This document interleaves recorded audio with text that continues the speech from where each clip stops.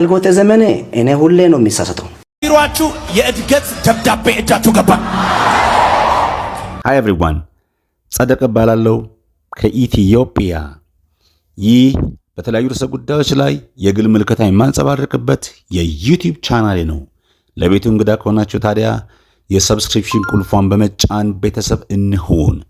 ከዚህ ቀደም በሰራሁላችሁ ቪዲዮ ፕሮፌቲክ ዳንስ በሚል ይህ መጽሐፍ ቅዱሳዊ ልምምድ በምድራችንም በአፍሪካም እየተስፋፋ እንደመጣ ቪዲዮ ሰርቼላችኋለሁ። የተመለከታችሁ ሰዎች እንደተጠቀማችሁ ተስፋ አደርጋለሁ። ቪዲዮውን ግን ያልተመለከታችሁ ከዚህ ቀደም የተሰራው ቪዲዮ ስለሆነ ገብታችሁ እንድታዩ ጋብዛለሁ። በዛሬው ቪዲዮ ደግሞ በቅርቡ ምድር ትጠፋለች ይለናል አፍሪካዊው ሐሰተኛ ነቢይ። ስለሱና ሌሎች አጫጭር ፖይንቶችን ይዤላችኋለሁ፣ እንድትከታተሉ ጋበዝኩ። ሌትስ ዳይቭ ኢን። ስለ ኢቦ ኖዋ ወይም ደግሞ ዳግማዊው ኖህ ከጥቂት ደቂቃዎች በኋላ አቀርብላችኋለሁ። ቀደም ብዬ ግን ሐሰተኛ ነቢያት ሐሰተኛ እንደሆኑ እንደሚሳሳቱ በገዛ አንደበቶቻቸው እየነገሩ በጉባኤ ፊትም ሆነ አጥንተውት በመጡት ድራማ እንደሚያጭበረብሩን እያወቅን የምንከተላቸው ሰዎች ምን ነክቶን ነው? አገር ውስጥ ካሉ ሐሰተኛ ነቢያት እጅግ በጣም በርካታዎቹን ማንሳት ይቻላል። ከተናገሯቸው ትንቢቶች የተፈጸመ በጣት የሚቆጠር ሆኖ ይህንን እያወቅን ልባችን እያወቀ እነሱ ጋር መሄዳችንን የምንቀጥልበት ምክንያት አይገባኝም ነው። የጥቅም ተጋሪ ነን። ሁልጊዜ ጥያቄ ስለሚፈጠርብኝ ነው። ሎይጭሮ እንዲህ ይላል፣ ስሙት እስቲ። አልጎተ ዘመኔ እኔ ሁሌ ነው የሚሳሳተው። በስህተት ከቴሌ የገባን መልእክት ተአምራዊ ገንዘብ እንደገባ አድርጎ እስከሚነገር ትንቢቱም እንደተፈጸመ ተደርጎ እስከሚጨበጨብ ጭብጨባና እልልታ ጀምሮ ያለውን እንመለከታለን።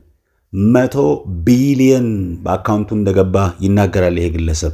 100 ቢሊየን ያልኳችሁ ታዲያ 100 ቢሊየን ስንት ዜሮ እንደሆነ እንኳን በቅጡ የማያውቅ አገልጋይም ሆነ ተገልጋይ እግዚአብሔር ያልሰራኸውን ያልለፋኸውን ያልደከምክበትን ገንዘብ በተአምር አካውንት ውስጥ እንደማያስገባ እያወክ እልል ልትል ከሄድክ፣ ልታጨበጨብ ከሄድክ፣ እንደ እግዚአብሔር አገልጋይ ተቀበለ ለማስተናገድ ከሄድክ ጥፋቱ ያለው አንተ ጋ ነው እንጂ ጎጆ ቀልሶ ኑ እኔ እግዚአብሔር ነብይ ነኝ ያለው ግለሰብ ጋር አይደለም።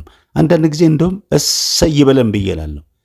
ተፈውሳችኋል፣ መድኃኒታችሁን ጣሉ ብለው ይሉና ደህና ያገግሙ የነበሩ ህመምተኞች ሲሞቱ እንመለከታለን። ስንት ጉድ አለ መሰላችሁ። እስቲ እንስማ ቪዲዮውን። 100 ቢሊዮን ነጥብ 5 ብር ነው የገባልኝ። 100 ቢሊዮን ነጥብ 5። አንዳንድ ጊዜ አካፋን አካፋ ዶማን ዶማ የሚል ተገልጋይ ማህበረሰብ ያስፈልጋል። ወደ አፍሪካ ስንሄድ ይሄ ነቢይ ልትገለገል የመጣችን አንዲትን እህት እንዲህ ይላታል። የመጣችበትን ቦታ ሲናገር ጉባኤው በዚህ መልኩ ያጨበጭባል። ጭብጨባውን ተመልከቱ። From Kumasi. Yes, sir. From Kumasi. Yes, sir. You are not in the house. Hey! The prophetic book. You are not in the house. The eye of the God. Can I go deeper? በመቀጠል ደግሞ በአገራችንም ሆነ በውጭ ሀገር ወይም ደግሞ በአፍሪካ ሀገራት ያሉ ነቢያት የለመዷት ነገር አለች። ከዚህ በፊት ተገናኝተናል፣ ታይተን እናውቃለን የምትል ጥያቄ ያቀርብላታልና ከዚህ በፊት ተገናኝተናል ብሎ ሲጠይቃት የሚጠበቀው መልስ ምንድን ነው? በብዛት የተለመደው ተገናኝተን እናቅም። ሻይ ቡና ብለን እናውቃለን። ከዚህ በፊት ሻይ ቡና ብለን እናቅም። ከዚህ አዳራሽ ውጪ የትም ስፍራ እኔና አንቺ ተገናኝተን እናውቃለን። በብዛት የሚጠበቀው መልስ ተገናኝተን አናቅም ነው አይደል? ምን ብትል ጥሩ ነው ሴትየዋ? ስማት እስቲ። Have we met before? Yes, sir. Oh, she doesn't know what she's talking about. She doesn't know. Have we met face to face? Talk to me. Yes, Papa. We met at the warehouse yesterday. Oh, she doesn't know what she's talking Help about. this young lady. ትልቁ ዳቦ ሊጥ ሆነ። ካፈርኩ አይመልሰኝ ነውና ይቀጥላል። ምን እንደምታወራ አታውቅም ነው የሚላት። ምን እንደሚያወራማ ማያውቀው እሱ ነው አይደል? ካፈርኩ አይመልሰኝ ነውና ጉዳዩ ይቀጥላል። እቺ ሴትዮ እርዳታ ያስፈልጋታል። በ2020 ግንቦት ይላታል። በፈረንጆች መሆኑ ነው እንግዲህ። አባትሽ ከዚህ ዓለም በሞት ተለይቷል አይልም? ምን ብትል ጥሩ ነው ሴትዮዋ? That is what the Lord is showing me. see, Papa. Your father died 16 May 2020. Talk to me. Talk to me.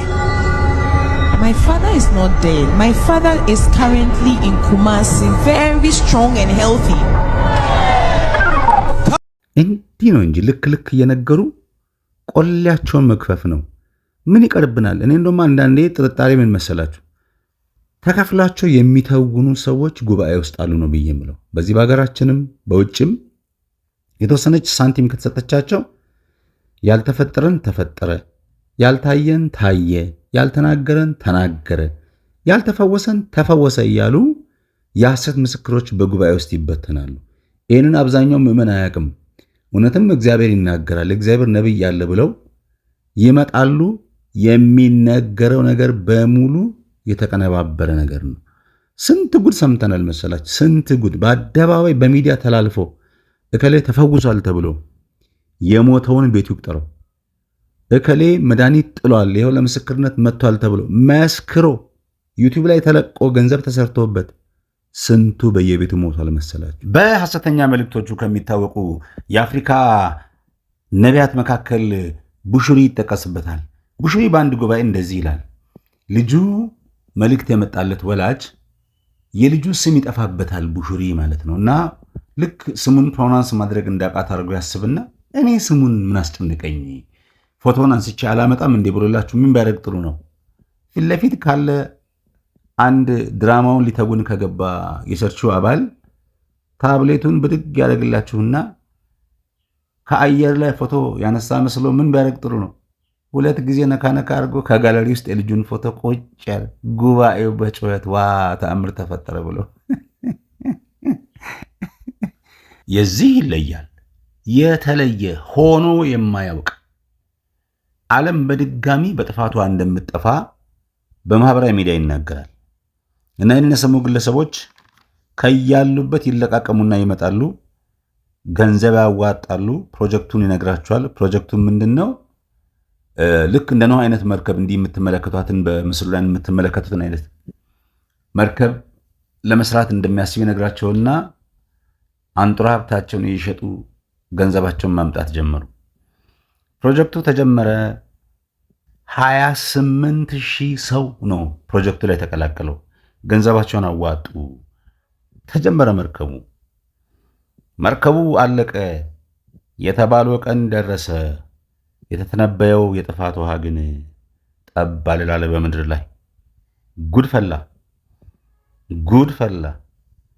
ታዲያ ነቢይ ሆዬ ነገሩ እንዳልተሳካለት ሲያውቅ በፕሮጀክቱ ስም የሰበሰበውን ገንዘብ የቅንጦት ዕቃዎችን፣ የቅንጦት መኪናን እየገዛ የተንደላቀቀ ኑሮ ለመኖር ሲያስብ ብራቸውን እንደተበሉ ያሰቡ ሰዎች ከያሉበት ተለቃቅመው ይመጣሉ።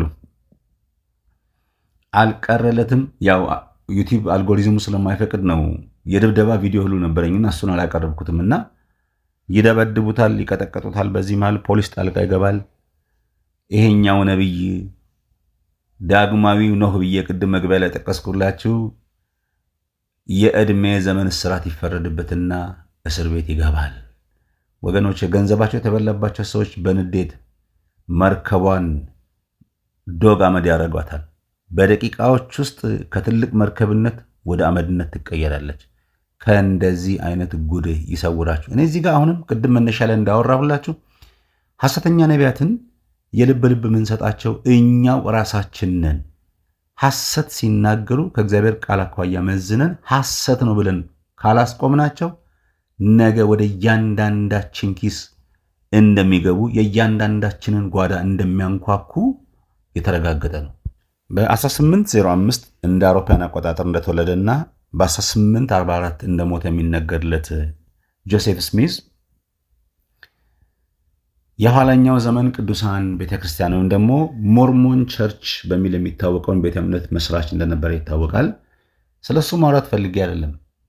ከተናገራቸውና ካልተፈጸሙ ትንቢቶች መካከል አንዱ ልነግራችሁና ለትምህርት እንዲሆነን ነው። ኢየሱስ ክርስቶስ ዳግም በዚህ ዓመተ ምህረት ይመጣል ብሎ ተንብዮ ነበር። ባልሳሳት ዓመተ ምህረቱ በ1835 እንደሚመጣ በአውሮፓውያን አቆጣጠር ተንብዮ ነበርና እንግዲህ አሁን 2026 ላይ ያለነው ወፍ የለም። ስለዚህ እግዚአብሔር የሰጠው መልእክት አልነበረም። እኔ የማይፈጸም ትንቢት የሚናገር ነቢይ ሐሰተኛ ነው። በቃ አንድ ትንቢት ተነግሮ ከእግዚአብሔር ቃል ከሆነ ከመንፈስ ቅዱስ ከሆነ የተነገረው የሚፈጸምበት ቀን አለው። አሁን ወርደን ከእግዚአብሔር ቃል ውጪ ትንቢትን ለገዛ ፈቃዳቸው እያዋሉ የእግዚአብሔርን ቃል ለገዛ ፈቃዳቸው የተረጎሙ ነቢያት ነን የሚሉ ሰዎች የበዙበት ዘመን ላይ ደርሰናል። ከጆሴፍ ስሚዝ ፖሊጋሚ ወይም ደግሞ ብዙ ሚስቶችን ማግባት የመጀመሪያው ሰው ነው ተብሎ ይታወቃል እና ከ30 እስከ 40 ሚስቶች እንደነበሩት ታሪክ ይናገራል። በመጨረሻም የግል ትዝብቴን አስቀምጬ ቪዲዮ መጨረስ ፈልጋለሁ። ይህ የምትመለከቱት ትልቅ ቀለበት ምን ይመስላችኋል? በተለያዩ አገራችን ውስጥ ባሉ አገልጋዮች እጅ በተለይ የአፍሪካ አገልጋይ ሆኖ ራሱን ነብይ ብሎ የሾመ ሁሉ እጁ ላይ ይህን ቀለበት የማያደርግ ማግኘት ይከብዳል። በአንድ ቪዲዮ ላይ እንደዚህ የሚል ነገር ሰምቻለሁ። ምናልባት ናይጄሪያ ውስጥ ተአምራት የማድረጊያ ኃይል ከመናፍስቱ ዓለም እንዲቀበሉ ደግሞ የሚሰጣቸው ቀለበት ነው የሚል ቪዲዮ ተመልክቻለሁ። ምን ያህል ሰዎች ይህንን ቪዲዮ እንደተመለከታቸው አላውቅም።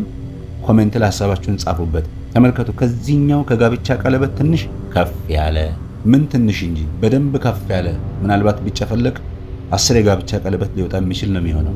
ምን ሾክ እንዳደረገኝ ልንገራችሁ። ለቀረጻ በሚመጡበት ጊዜ ከመጀመሪያ ንግግራቸው ቀጥሎ እሷን ነው የሚያሳዩ። እስቲ ይህንን እንቅስቃሴ ልብ ብላችሁ ተመልከቱ። እንቅስቃሴው አያችሁ? እስቲ ቪዲዮውን ስሎው ላድርግና በደንብ ተመልከቱልኝ። ሎክ ለምን? ስለዚህ ቀለበቱን የሰጣቸው የጨለማው ዓለም ከነሱ የሚፈልገው ነገር አለ ማለት ነው። ወገኖች እግዚአብሔር በአዲስ ኪዳን ሁላችንንም የአዲስ ኪዳን አገልጋዮች ካደረገን መንፈሱን ሰጥቶናል አይደል? ያ መንፈስ ደግሞ የእግዚአብሔርን ሐሳብና ፈቃድ ይገልጥልናል። ሁላችንም ብንጸልይ፣ ሁላችንም እግዚአብሔርን ብንጠይቅ እግዚአብሔር ለራሳችን ይናገረናል። በዳንበት ቅጽበት የእግዚአብሔር ልጆች መሆናችንን የሚመሰክር መንፈስ ከኛ ጋር እንዳለ የእግዚአብሔር ቃል ይናገራል። አያችሁ? ያ መንፈስ ከመንፈሳችን ጋር ይመሰክራል ተብሎ በእግዚአብሔር ቃል ውስጥ ስለተጻፈ ማለት ነው። እኔ አገልግሎቱ የለም አልልም። ምናልባት በቅርብ ሁላችሁም በማህበራዊ ሚዲያ እንደተመለከታችሁት የኢትዮጵያ ቃለ ሕይወት ቤተክርስቲያን ሐዋርያም ሆነ ነቢይ የሚል ታይትል ወይም ደግሞ ሹመት ከዚህ በኋላ ለምዕመኖቿ ፈጽሞ እንደማትሰጥ፣ በዚህም ርዕስ የሚጠራ አገልጋይ ጠርታ መድረክ እንደማትሰጥ በይፋ ገልጻለች። ይህንን ሐሳብ ከእግዚአብሔር ቃል አኳያ ምን ትላላችሁ? እንማማርበት። ሐሳብ አስተያየታችሁን ስጡ። ከእናንተ ለመማር ዝግጁ ነኝ። ባያችሁት ቪዲዮ ላይ ያላችሁን ገንቢ አስተያየት፣ ተቃውሞም ይሁን ድጋፍ ብትጽፉ በደስታ አስተናግዳለሁ። የሚለቀቁ ቪዲዮዎች እንዲደርሷችሁ የደወል ምልክቷን ጫን አድርጉ። ቤተሰብ እንሁን። ሻሎም